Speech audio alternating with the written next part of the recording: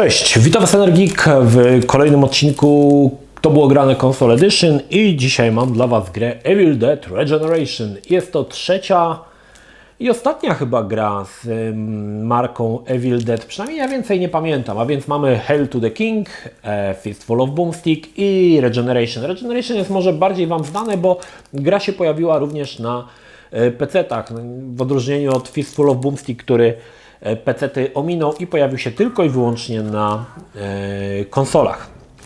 Przede wszystkim patrząc na grę widać duży progres w stosunku do Fistful of Boomstick, które było grą taką sobie. Tutaj przynajmniej aż wygląda faktycznie jak aż. Poziomy są może mniejsze, może nie są tak rozległe, może są bardziej liniowe, ale dzięki temu zyskały wiele więcej detali i o wiele lepiej to w mojej opinii wygląda. Natomiast jedną z ciekawych, znaczy może zaraz o tej funkcji powiem, chyba wiecie o czym chcę powiedzieć. Jeżeli chodzi o historię, opowiada ona historię alternatywną, która dzieje się zaraz po części drugiej, jednakże w odróżnieniu od zakończenia części drugiej, gdzie aż został przeniesiony w te czasy średniowieczne, on jakby się nie przenosi do tego średniowiecza, a ląduje w szpitalu psychiatrycznym. W posiadanie dziennika wchodzi doktor właśnie tego szpitala psychiatrycznego, no i oczywiście uwalnia ponownie tych wszystkie demony nieumarłych, no i aż oczywiście znowu przywdziewa na rękę, zakłada piłę mechaniczną, w drugą dłoń łapie dwururkę, no i wraca lać znowu przeciwniku. Jednakże tutaj mamy jedną bardzo fajną rzecz, mianowicie mamy tutaj postać Sama, który jest takim, tutaj widzimy go, takiego małego, który jest takim półnieumarłym, to znaczy on jest nieumarły, jest nieśmiertelny, ale nie jest jakby pod władaniem tych złych mocy, więc nie jest jakby taki agresywny. No i chcąc nie chcąc, Ash, jak i Sam stają się czymś w rodzaju, można powiedzieć, przyjaciół, bardziej partnerów. No i postanawiają oczywiście znaleźć dziennik, no i tego lekarza, który ten dziennik przeczytał. No właśnie, ten Sam to jest ogólnie ciekawa rzecz, bo głos mu podkłada Ted Raimi. Ted Raimi jest bratem Sama Raimiego, który wyreżyserował Evil Dead, no i między innymi też na przykład trylogię Spidermana z Tobey Maguirem.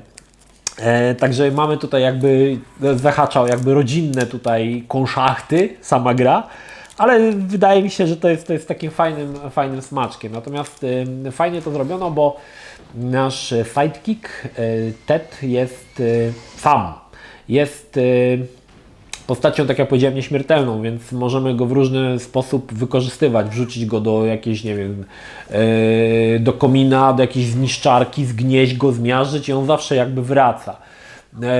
Fajnym pomysłem było to, że podczas gry my kontrolujemy co prawda Asha, a nasz sidekick działa samodzielnie, więc też potrafi walczyć, też potrafi używać pewnych przedmiotów, więc tutaj mamy jakby taką sztuczną inteligencję, która steruje tym naszym Samem, który też tam działa, tak, podczas rozgrywki. Oczywiście też w pewnym momencie mamy możliwość sterowania nim, chociaż tutaj ten postać jest jakby taka, można powiedzieć, raczej nie jest wymiataczem jak Ash, ale mamy też możliwość sterowania nim. No i mamy tutaj elementy, które są bardziej takie, nazwałbym, przygodówkowe. Czasami trzeba zebrać jakiś przedmiot, czasami coś gdzieś użyć, gdzieś pójść, coś zrobić, otworzyć i tak dalej, i tak dalej.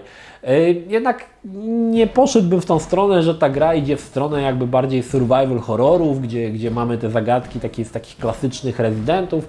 Raczej to jest takie lekkie i to nie jest tytuł, w którym się tam gdzieś zablokujecie na kilka godzin. Raczej to jest taka gra, która przechodzi się płynnie z racji dość oczywiście liniowych etapów, które no tak jak mówiłem, wyglądają całkiem spoko. Oczywiście nie zabrakło tutaj zbierania różnych broni nowych, które Ash zdobywa i tutaj też jakoś tak nie poszło to w nic, w taki trochę bezpieczny temat. Znaczy jest kilka ciekawych rzeczy, na przykład Ash może mieć taką wyciągarkę z linką, którą może przyciągać wrogów, dzięki czemu możemy siać na przykład kombosy.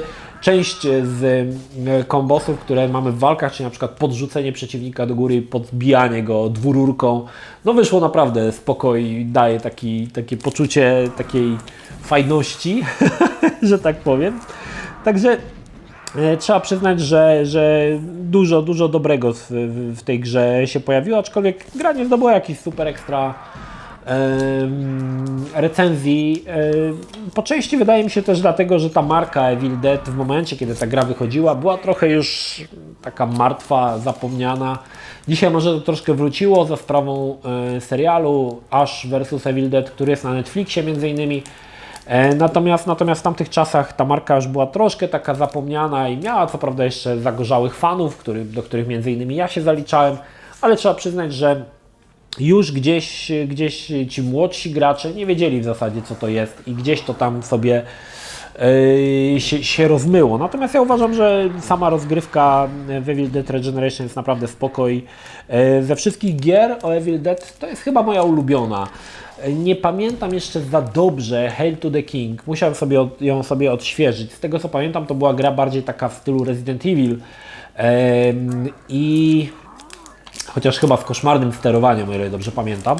Ale tak jak mówię, nie mam tej gry, może bym sobie ją przypomniał. Chyba najlepsza wersja jest z konsol, na Dreamcasta, pewnie, bo wyszło jeszcze na PlayStation, ja grałem w wersję PC-tową. Ale ze wszystkich tych części, tak patrząc globalnie, chyba Regeneration mi się podobało najbardziej. Z racji tego, że po części oddaje ducha serii Martwego Zła, po części też dlatego, że jest najlepiej wykonana z tych wszystkich gier i faktycznie tutaj te postacie wyglądają naprawdę spoko. Znaczy no wiecie, no spoko, no to jest gra na PlayStation 2, wyszła i na Xboxa, także też musimy tu patrzeć przez ten pryzmat tego, w którym momencie to wyszła i na jakie konsole, tak? Ale nie jest to gra, która jakoś odrzuca oprawą. Oprawa jest w porządku.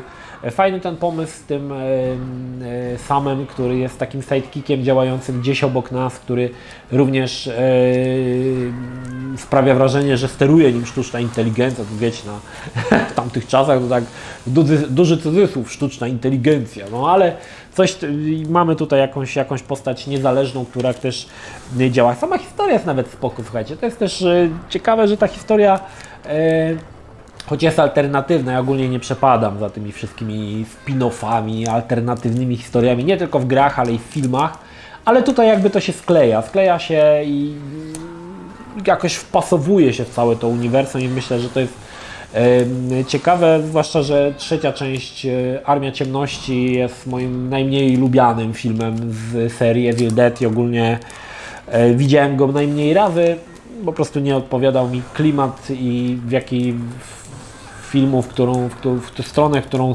cały ta gra poszła z takiego powiedzmy horroru w formę takiej komedyjki głupkowatej czasami, to mi się nie podobało, aczkolwiek no efekty tam były nawet, trzeba przyznać, na swoje czasy całkiem niezłe. No pytanie teraz, czy warto zagrać, bo no to jest gra, która ma swoje lata. Większość z Was wiem, że grała, bo w komentarzach pod Fistful of Boomstick bardzo dużo osób pytało się o właśnie tą odsłonę, czy będę w nią grał. Więc wielu z Was w nią grało, a jeżeli się pytało, to podejrzewam, że macie bardzo pozytywne wspomnienia z tym tytułem. No niestety dzisiaj, kiedy się odpala po jakimś takim długim okresie tą grę, od wcześniej pierwszego zagrania, no to już niestety nie gra się to tak. Znaczy widać problemy tej gry, czyli to, że ona jest bardzo taka liniowa, zaczyna już to trochę razić, ale to wiecie, to jest trochę tak, że my jesteśmy trochę już teraz zgnuśnieni. Oczekujemy od gry otwartych światów, ogromnych, tak, na których spędzimy dziesiątki godzin, a to jest taki tytuł na 6-5 godzin, żeby sobie pyknąć w ramach relaksu. Też nie za bardzo taki zobowiązujący i to w tym wypadku wydaje mi się, że ta gra się fajnie sprawdza. No, tak jak mówię, ta marka Evil Dead, to mówiłem w poprzednim filmie, raczej nie doczekała się jakichś super ekstra gier, aż się chyba pojawił jeszcze w Mortal Kombat chyba? Nie wiem, czy w końcu to doszło do skutku. W 11 chyba miał się pojawić, a może w 10? Nie pamiętam, w której się Mortal Kombat miał się pojawić. Nie wiem, czy się pojawił. Jeżeli macie te informacje, to możecie napisać. A jeśli się nie pojawił, to dlaczego? Bo też jestem ciekawy, wiem, że były takie pomysły. No i oczywiście, no tutaj też warto wspomnieć, że we wszystkich grach z marki Evil Dead oczywiście głos Ashowi podkłada nieodłącznie Bruce Campbell, który był główną postacią filmu, tak? Bez tego wydaje mi się, że gra by mocno straciła i mogłaby się nagle okazać, że bardziej celuje w takiego krapa niż w grę na podstawie jakiejś filmowej marki, bo było kilka tytułów, które były na podstawie jakiegoś filmu, ale przez to, że użyto jakichś dziwacznych wokali, aktorów, nie sprawiło to dobrze. No między innymi tutaj Gliniarz z Beverly Hills, które trafiło do Zagrajmy w Krapa i na przykład Bad Boys 2, które może trafi do Zagrajmy w Krapa, bo ostatnio grywam. Także zdecydowanie dobrym pomysłem było tutaj zatrudnienie Bruce'a Campbella, który oczywiście dodaje do tej postaci Asha ogromny procent, żeby to było fajne i to dobrze się grało. Czy warto dzisiaj zagrać?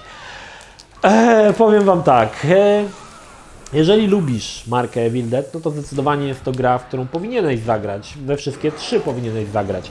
Jeżeli jest to dla Ciebie marka zupełnie nieznana, myślę, że można sobie to odpuścić. Jest wiele innych gier, które bardzo podobnych do tego tytułu, które robią to po prostu lepiej i są przyjemniejsze. Natomiast jeżeli ta marka Cię interesuje, samo uniwersum Cię interesuje, no to grzechem by było nie zagrać w tą odsłonę. Znaczy w zasadzie grzechem byłoby nie zagrać we wszystkie odsłony growego Evil Dead. No niemniej, fajna gra, aczkolwiek tak jak mówię, jakbym nie był fanem, to myślę, że bym się bawił tak o 50% gorzej.